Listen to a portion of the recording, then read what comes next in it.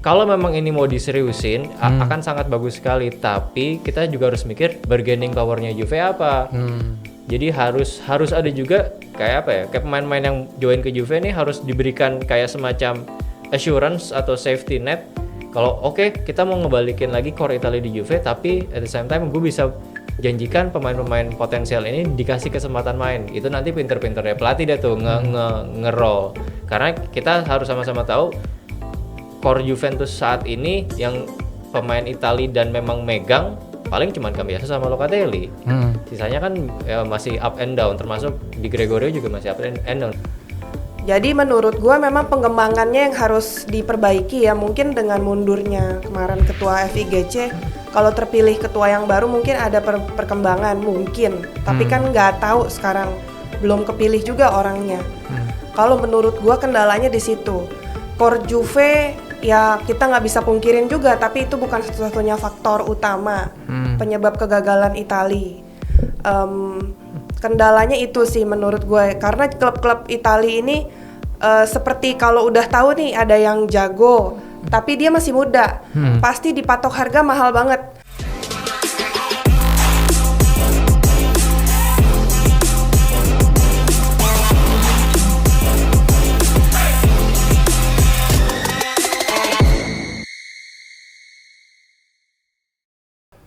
Bentonardo, ya kembali kawan-kawan bersama gua Rocky. Kali ini akan mengisi di Suara Juventini. Yeay, kali ini ada yang beda nih ya kan, ada ceweknya. Cihi.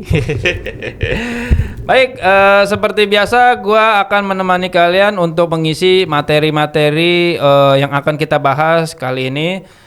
Seperti biasa gua akan memperkenalkan dulu bagi para narasumber yang mungkin masih belum tahu siapa-siapa namanya. Baik, gue kenalan dulu nih yang pakai jersey. Oh, jerseynya sama nih sama. Wih, gila.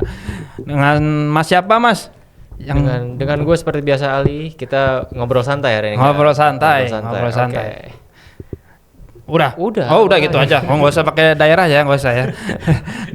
Dengan Mas siapa ini? Ya halo, saya Bustan Juventini dari Jakarta. Oke, Mas Bustan ini adalah salah satu membership kita yang join juga yang sudah lama mengisi di Suara Juventini. Nah, Mbak ini siapa namanya? Mungkin ada yang belum kenal. Halo, gue Kartika Juventini dari Jakarta Barat. Oke, Kartika juga adalah membership dari Suara Juventini. Nah, bagi kalian yang ingin seperti Mbak Kartika, ingin kayak Mas Bustan, silakan join di membership kita karena kalian bisa berkesempatan untuk melakukan take off air nih seperti ini, kita ngumpul-ngumpul, ngobrol-ngobrol tentang Juventus.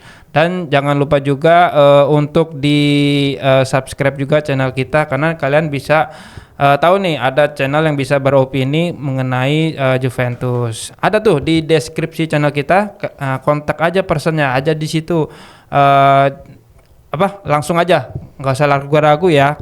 Hari ini gua akan membahas beberapa materi yang ringan-ringan aja karena akan membahas tentang Mercato, baik itu tentang kegagalan Italia lolos ke Piala Dunia serta apakah takdir Italia ini kan biasanya diidentik dengan pemain Juventus. Nah, itu kita akan bahas. Baik, untuk materi yang pertama ini gua akan membahas yang menarik adalah menjelang bursa transfer pada musim kali ini.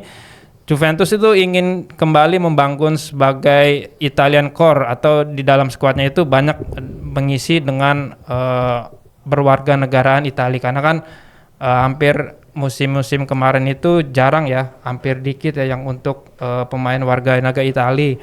Nah, untuk gue akan bertanya berbeda pertanyaannya ke Bang Ali, ke Bang Bustan atau Mbak Kartika.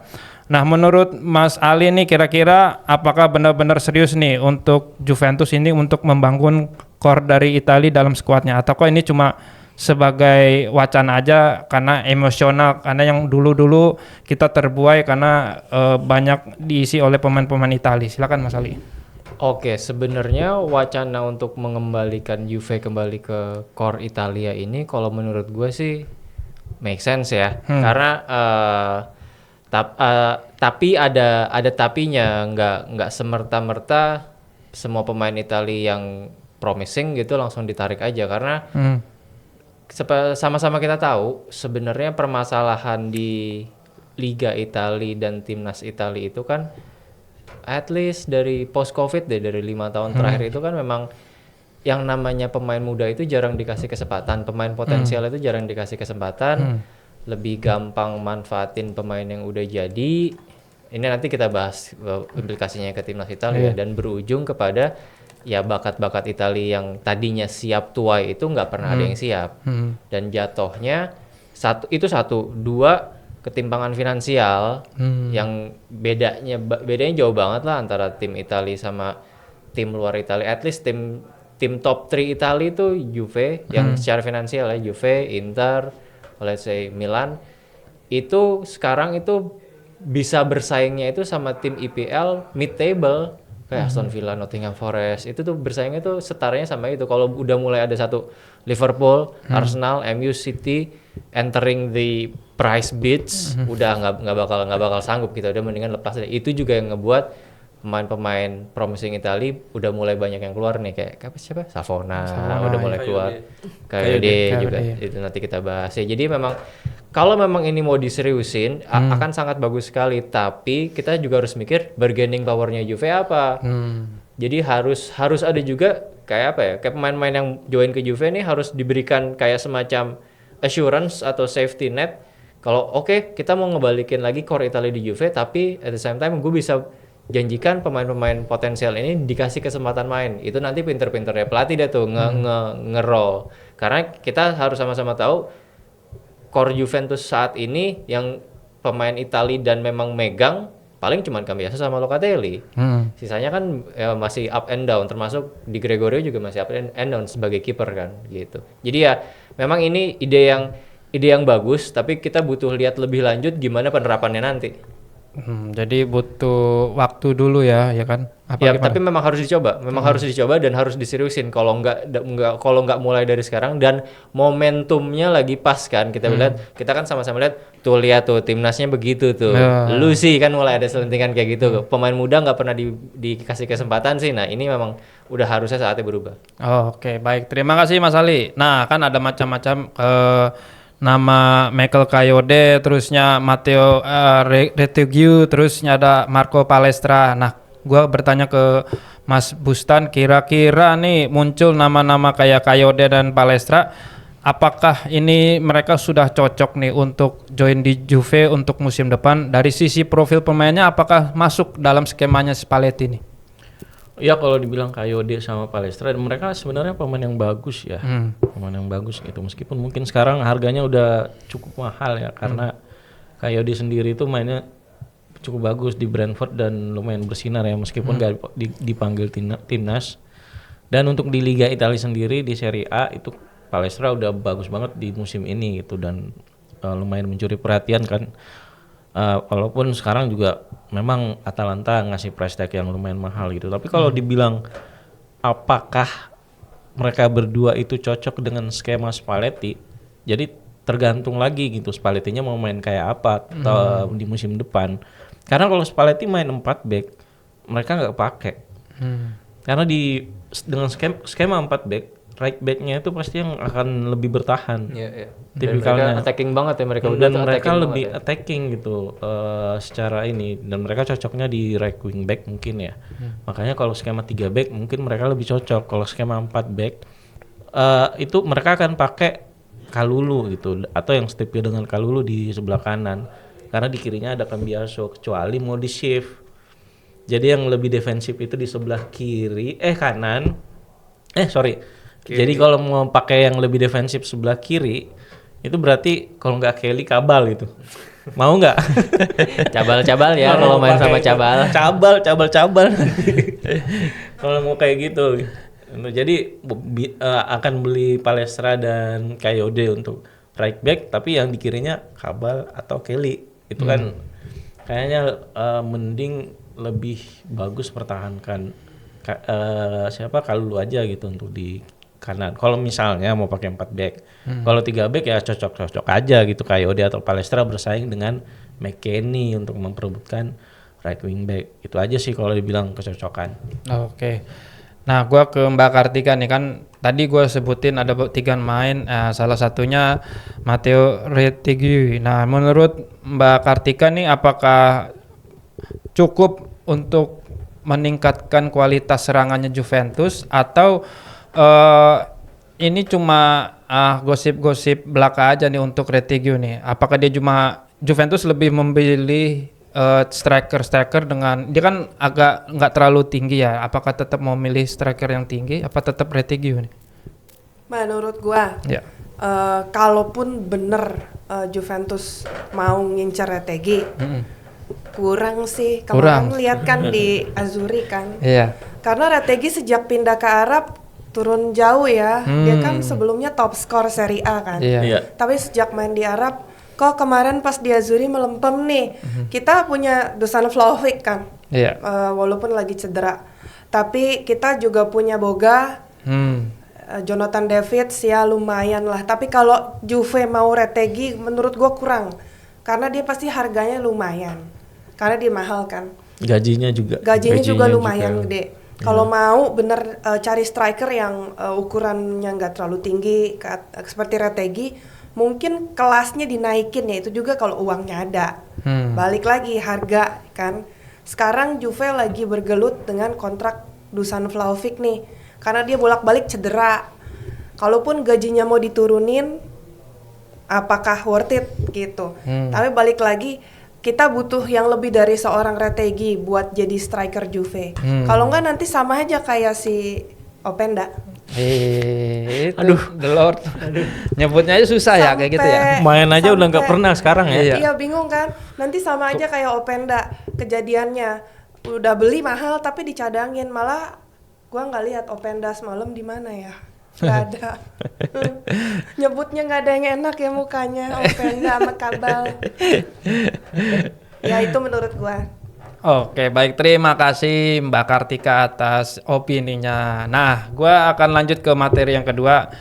Melihat kegagalan Italia gagal lolos ke Piala Dunia selama 3 kali berturut-turut nih, mengisyaratkan bahwa ada isu yang menyeret Juventus bahwa salah satu faktornya adalah core Juventusnya tidak ada, ya kan? Dulu justru malah katanya itu Italia sukses karena banyaknya pemain Juventus yang masuk ke dalam timnas Italia. Contohnya mungkin ya kan cocok logi ya kan dulu kan 2016 ya kan kita juara itu Italia, Juventusnya pemainnya banyak. 2006. 2006. Nah, sekarang ini udah nggak ada ya, ada pun juga jarang-jarang, paling Locatelli, Gatti sama Cambiaso. Toh kemarin Cambiaso juga nggak masuk kan. Nah, menurut Mas Ali nih, gua ingin bertanya apakah masalah ini menjadi faktor kegagalannya Italia dengan tidak adanya core Juventus seperti masa lalu, dan apakah ini menyangkut juga masalah pembinaan juga, baik itu kualitas pemain sehingga kehilangannya pengelolaan dari sepak bola Italia secara keseluruhan. Silakan Mas Ali. Oke, kalau gue bilangnya ada, jadi memang ada korelasinya tapi bukan kausalitas. Jadi bukan sebab akibat gitu loh. Jadi memang kita sama-sama tahu ada faktanya, memang ada. Pada saat timnas Italia berjaya, banyak pemain Juve yang memang lagi main. Lalu 82 ada 82 Scirea, Gentile, Dinozov, Paolo Rossi, udah gimana. Terus 2006 ya kita sama-sama tahu. Nggak usah di timnas Italia, yang main final itu pemain Juve semua dari Italia atau Prancis ya kan, kita sama-sama tahu. Bahkan sampai Euro 2020 pun masih jenderalnya itu kan Chiellini, Bonucci, dan memang di depannya ada Chiesa yang memang aktornya Juve kan pada saat itu. Tapi sekarang memang kalau gue ngelihatnya permasalahan di timnas Italia ini nggak melulu kurangnya core Juventus, tapi memang pool pemain bagusnya Italia itu ya segitu-segitu aja. Sadly segitu-segitu aja. Kita lihat di tengah pemain Italia paling bagus sekarang Tonali itu memang nggak main di Liga Italia, mainnya di Liga Inggris. Terus di Liga Italia sendiri klub-klub kayak yang tadi gue bilang tidak memilih pemain-pemain lokal potensial ya buat dimainin atau at least lebih diberikan ruang, karena liganya sendiri nggak memberikan insentif. Jadi memang permasalahannya buat gue struktural. Kan kita sama-sama tahu 2010 kalau nggak salah kan Baggio ditunjuk jadi apa tuh posisinya dia di Direktur gitu. apa ya? direktur pengembangan bla bla bla itu lah. Dia bikin esai bikin tesis kalau memang di Italia itu Iya, katanya 900 halaman. 900 halaman kagak dibaca sama boomers Karena sakit itu kan. yang Iya. harus di Salah. Jadi memang lo harus mengembangkan. Salah emang Iya. dia harus bikin PPT. Nah iya dia harus bikin Jangan PPT yang 900 halaman, 2 sampai malas 3 dia. halaman aja kalau Malas boomer. kalau lo setuju nih gua ada detailnya anak muda yang suruh baca. Boomer jadi disuruh. 900 halaman segini ya. Ya, jadi memang Italia itu harus mengembangkan kembali attitude pemain bernomor 10, regista, posisi-posisi vital di tim. Sekarang sayangnya pemain-pemain seperti itu di klub-klub nggak dikasih jam terbang yang bagus. Kayak siapa yang di Milan, Ricci? Ricci kan sebelumnya di Torino bagus. Sekarang di Milan pun ya, Cadangan juga enggak. Sorry itu saya Allegri pragmatis sekali. Lebih memang masih ya karena Milan juga mungkin masih main di satu kompetisi aja ya. Jadi memang dia masih memberikan peluang lebih ke Aki Modric gitu kan. Ya emang udah aki gimana, tapi memang masih bagus. Udah memang seperti itu dan liganya sendiri tidak memberikan insentif buat pemain-pemain muda. Let's say misalnya nih kalau lo mau berkaca sekarang kan di Liga Indonesia ada peraturan tim di line up harus menyertakan sekian pemain lokal atau beberapa pemain muda. Mungkin kedepannya gue nggak tahu itu bisa dipaksakan di Liga Italia atau nggak usah di Liga Italianya tapi di Coppa Italia deh. Tapi at least harus ada peraturan yang mengenforce atau memaksa kalau pemain-pemain muda ini diberikan jam lebih buat main. Suka nggak suka yang namanya pengalaman bermain itu sangat berpengaruh ke tumbuh kembangnya pemain-pemain muda. Italia nggak kurang pemain-pemain berbakat kok. Orang kompetisi junior kita masih perform semua kan. Italia juga masih perform kan. At least sampai final atau 4 besar kan kalau nggak salah apa U17 U21 ya kan. Iya itu kan menunjukkan kalau sebenarnya bakatnya ada. Jadi istilahnya sumber mata airnya nih ada bagus, tapi untuk wadah buat kompetisinya pipa yang nyalurin dia gitu ke rumah-rumah warga nih seret. Jadi di rumah yang keluar di rumah warga kualitas airnya jelek ya. Analogi gue sih gitu aja. Jadi permasalahannya memang struktural. Oke, baik, berarti harus dibenahi itu ya dari segi federasinya juga maupun harus. kepengurusan. Belajar deh ke PSSI. Masuk. Bismillah komisaris. Nah, gua akan bertanya ke Mas Bustan.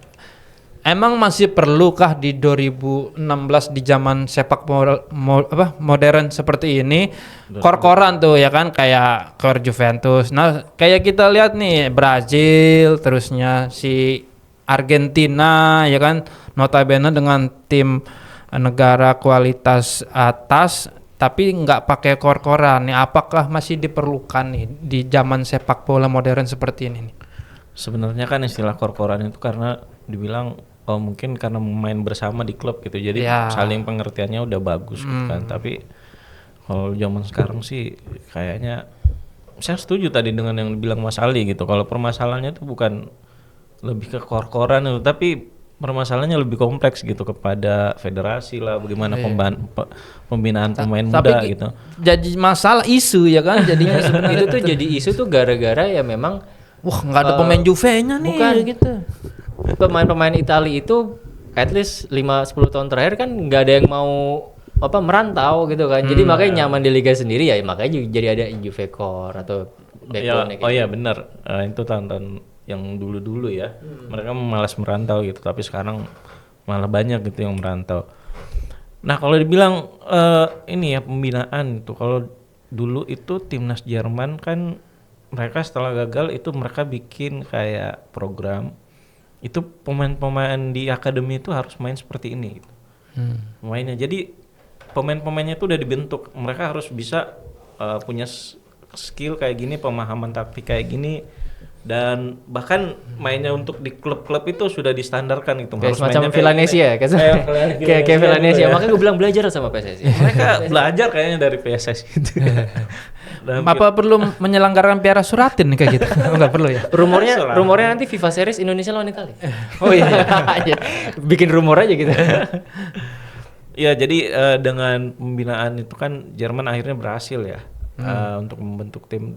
Nah, yang Italia ini kayaknya sih memang karena pembinaannya itu masih jadul ya polanya. Memang bisa dibilang kalau di level junior itu lumayan berprestasi ya, banyak gitu. Piala Dunia U20 bisa runner up, Piala U17 apalah segala macam gitu. Itu lumayan bagus lah prestasinya. Tapi setelah menginjak di level senior itu ternyata banyak tim-tim yang juga sebenarnya nggak mau make gitu. Contohnya Como sendiri yang sekarang lagi ini ya rising gitu. Itu sama sekali nggak mau pakai pemain Italia gitu. Karena kayaknya ada pernyataan dari Fabregas, pemain Italia itu nggak bisa gitu untuk main kayak pola saya gitu. Mungkin bisa dibilang banyak pemain-pemain muda itu dia bisa itu bagus kalau main bersama, tapi kalau dibilang diaplikasikan untuk bermain modern mungkin kurang ini kali ya, kurang bagus gitu, kurang dianggap bagus untuk bermain modern gitu untuk sebagian besarnya ya. Walaupun ada beberapa yang bisa gitu. Kayak Kayode dan segala pemain-pemain lain yang mungkin main di luar. Dan salah satu ininya juga permasalahannya karena tim-tim Italia untuk pemain-pemain Italia yang bagus, yang sedikit ini kan ininya kan poolnya dikit itu yang bagus-bagus, dan untuk yang sedikit ini itu tim-tim kecil ini menjual ke tim gede harganya mahal gitu, sedangkan klub-klub gede di Serie A sekarang itu susah gitu kalau mau beli pemain lokal mahal, akhirnya kan dijual keluar yang pemain-pemain potensialnya. Dan itu tuh yang bikin susah itu untuk klub-klub Serie A mau bikin core kayak gitu, itu susah itu. Dan Juve sendiri juga sebenarnya banyak sih ngasih kesempatan gitu, kayak Miretti, Moskin dulu ya, dan Savona akan, tapi Fagioli juga malah dibuang. tapi nggak tahu ya, mungkin terutama Miretti sih yang ada di Juve sekarang. Miretti malah sebenarnya lumayan banyak dapat kesempatan itu, tapi malah nggak berkembang. Mungkin masih gitu-gitu secara skill takutnya gitu-gitu aja. So-so gitu. ya. So-so aja, nggak bisa berkembang itu sih. Jadi lebih ke lebih besar gitu dibanding kor-koran. Oke, baik kalau gitu. Terima kasih Mas Busan. Nah, gua ke Mbak Kartika. Di sisi lain pun Italia terlihat cukup kesulitan untuk melahirkan pemain-pemain talenta muda, ya kan? Apakah ini menandakan bahwa kurangnya jam mainnya anak-anak muda sepak bola Italia, atau memang ada penurunan kualitas dari segi pembinaan atau pengembangan di Italia tersendiri? Nah, menurut Mbak Kartika seperti apa nih? Menurut gua ada penurunan pengembangan kualitas pemain-pemain Serie A karena begini, seperti tadi Bang Bustan bilang, pemain-pemain muda yang bagus-bagus mainnya di papan bawah atau Serie B.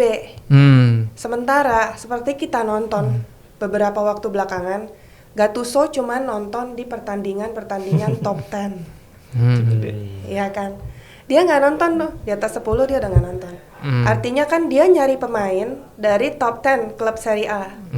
Bahkan klub-klub yang kayak Genoa, dia nggak nonton. Cremonese gitu. Dia nggak nonton. Jadi dia ngambil cuman yang jago-jago aja nih klubnya. Yang mana yang klub yang di atas top 10 ini udah nggak bisa produce pemain sebagus waktu era 2006, 2020 gitu. Jadi menurut gua memang pengembangannya yang harus diperbaiki ya, mungkin dengan mundurnya kemarin ketua FIGC. Kalau terpilih ketua yang baru mungkin ada perkembangan mungkin, tapi kan nggak tahu sekarang, belum kepilih juga orangnya. Kalau menurut gua kendalanya di situ. Core Juve ya kita nggak bisa pungkirin juga, tapi itu bukan satu-satunya faktor utama penyebab kegagalan Italia. Kendalanya itu sih menurut gue, karena klub-klub Italia ini seperti kalau udah tahu nih ada yang jago tapi dia masih muda, pasti dipatok harga mahal banget. Klub-klub Serie A kan duitnya seret ya. Iya. Pada seret. Iya. Liga nggak bisa dijual. Duitnya seret. Yang duitnya banyak Juve. Iya. Itu juga bukan Juve, Exor ya. Exor yang duitnya banyak. Nah, jadi kalau pemain bagus ditawarin ke Juve 70 juta. Udah promo. Tapi di klub lain harga naik. Tahu-tahu di klub lain 20 lepas. Ya kan? Yeah. Kesel dong. Nah, kebanyakan begitu yang terjadi. Udah gitu kalau kata Fabregas, selain style pemain Italia nggak cocok sama dia, Tapi ada kendala yang menurut dia lebih pelik lagi, yaitu pemain-pemain muda Itali yang dia incer nggak mau main di Como. Como kan bagusnya baru tahun ini. Tahun kemarin kan enggak. Apalagi 2 tahun ke belakang. 2 tahun sebelumnya Como di mana? Nah, itu yang menurut Fabregas faktornya. Dia bilang pemain muda Italia yang bagus-bagus nggak mau main di Como. Maunya main di klub Juventus, Inter Milan, AC Milan, AS Roma, minimal Bologna. Gitu. Tapi nggak kebeli Fabregas. juga. Tapi nggak kebeli juga, duitnya nggak ada karena pemainnya harganya udah terlanjur dipatok mahal. Akhirnya harus ke Liga Inggris seperti Leoni, Savona, Tonali, kalau Fiori bahkan udah di Liga Inggris gitu. Jadi pengembangannya emang bukan cuman agak kurang tapi kurang banget di Serie A. Sama ini, gue sempat dengar dari wartawan apa gitu kalau nggak salah. Pokoknya dia ngulik tuh pelatih-pelatih muda di Italia. Itu memang budayanya masih result oriented, bukan growth oriented. Padahal ini pemain muda nih. Jadi instead of ngasih kesempatan yang muda sendiri, ngasih kesempatan ke pemain potensial, mereka lebih milih pemain yang siap. Ya, itu memang ada implikasinya ke pertumbuhan pemain, di mana kalau misalnya kita lihat benih-benih yang potensial kalau nggak dikasih kesempatan udah mati dari awal. Pasti dia nggak bisa bangun mental nomor satu ya. Betul. Mental pasti bertanding kagok, tuh segalanya. Jangan-jangan yang itu yang apa namanya skill back yang main kotor itu masih itu diajarin. Oh, yang kayak ditarik-tarik. Nah itu kan udah nggak bisa dipakai sekarang di level senior, makanya pemainnya mungkin bingung kali ya. Ini nggak bisa dipakai karena ada VAR. Ada VAR, dulu nggak ada. Sekarang ada VAR, repot kalau dulu dipakai, sekarang wah VAR terus. Gitu menurut gua. And menurut gua juga pelatih-pelatih muda itu udah pragmatis banget. Jadi milihnya maunya yang udah jadi, padahal untuk bisa jadi itu kan mesti sering dimainin. Pertama sejago-jagonya pemain kalau nggak pernah main kan sama aja juga bohong. Bohong. Siapa yang kenal dia? Terus skillnya juga gimana? Mainnya juga di kompetisi amatir Serie B. Kalau di Champion udah panik deh tuh, pasti panik beda. Kalau kita lihat contoh Miretti mungkin di Serie A bagus, begitu masuk Champion mungkin dia agak gugup ya awal-awal ya. Kiprah pertamanya pasti begitu, tapi lama-lama kan sering dimainin. Jadi udah tumbuh mentalnya ya. Mentalnya penting banget gitu menurut gua. Oke, baik. Gua akan terima kasih Mbak Kartika atas opininya. Gua pertanyaan yang terakhir nih.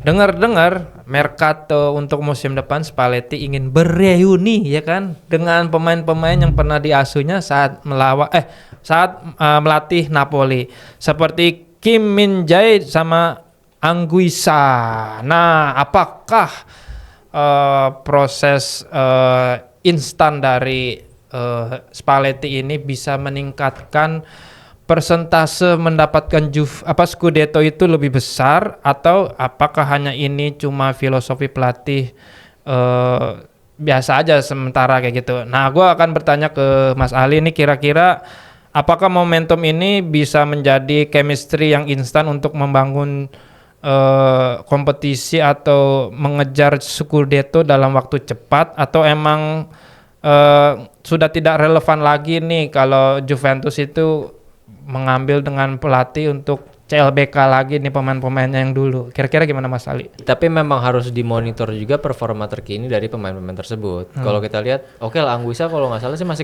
lumayan kepake ya di Napoli ya. Dan dia kan memang tipe pemain yang bagus, yang megang di lini tengah, bagus ngasih kipas. Itu memang sebenarnya salah satu wishlistnya Spalletti.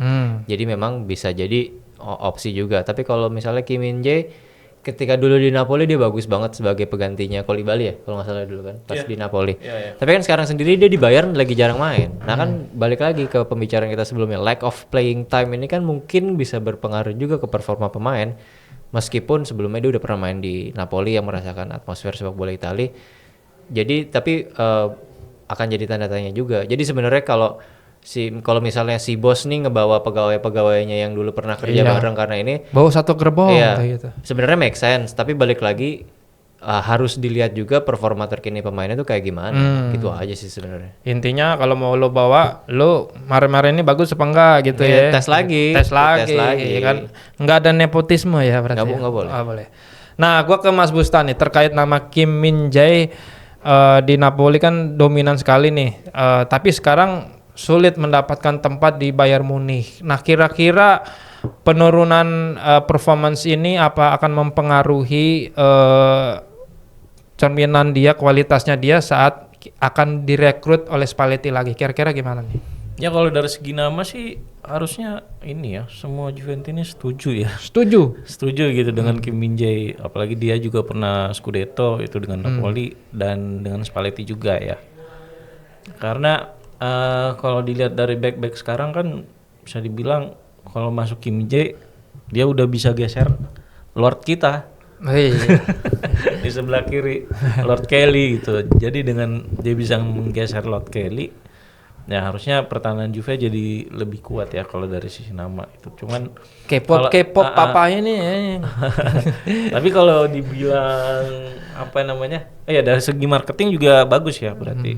Karena itu kan bisa meningkatkan market Juve di Asia Timur, terutama di Korea itu. Korea Selatan ya. Korea Selatan ya bukan. Korea Utara ditembak lah. Dan kalau dari sisi cedera lumayan aman sih, kecuali tahun lalu ya yang dia 2,5 bulan, tapi tahun ini aman sih, dia paling 2 minggu itu cederanya. Sampai dengan sekarang ya masih lumayan aman gitu. Kalau dari performa kayaknya kurang tahu ya, gak terlalu merhatiin juga gitu, tapi mungkin karena dia juga kurang masuk di skemanya si company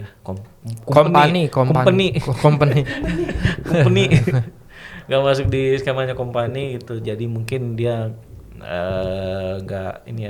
agak jarang main gitu. Meskipun dari sisi skill set dia bagus kok, kalau dibilang build up dari belakang itu lumayan bagus, dan kalau long pass juga dia lumayan bagus juga sebenarnya.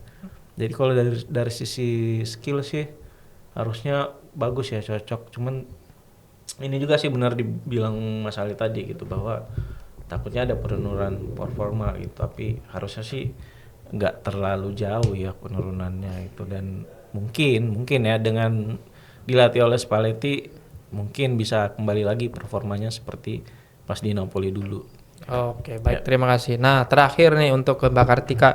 Tadi kan udah Kim Min-jae, sekarang tentang Anguissa. Apakah Mbak Kartika ini setujukah untuk pola-pola CLBK lagi yang bawa satu gerbong? Waktu itu si Spalletti pernah ngelatih Napoli, nah pemainnya mau dibawa lagi nih.